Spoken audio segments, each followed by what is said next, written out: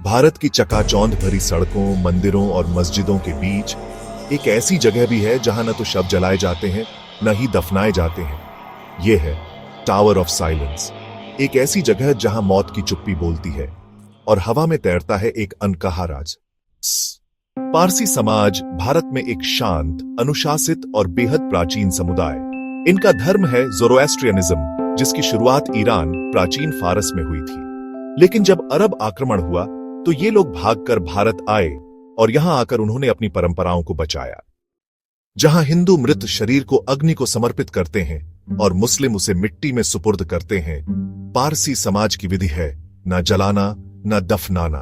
पारसी मानते हैं कि शवनस्सु यानी अशुद्ध होता है और उसे अग्नि, जल, वायु या पृथ्वी किसी भी पवित्र तत्व से मिलाना पाप है। तो फिर होता क्या है उस शव का? शहरों के किनारे पहाड़ियों पर स्थित होता है डोकमा या टावर ऑफ साइलेंस, एक गोलाकार खुली संरचना जिसकी ऊंची दीवारों के पीछे छुपा होता है मृत्यु का चक्र।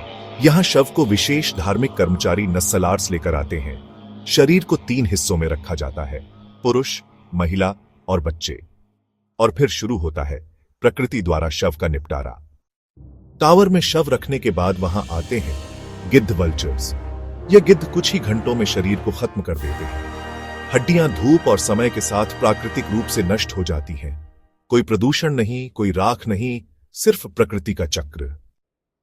लेकिन जैसे जैसे शहर बढ़े, गिद्धों की संख्या घटती गई। गिद्धों के विलुप्त होने के कारण यह प्राकृतिक तरीका अब मुश्किल में है।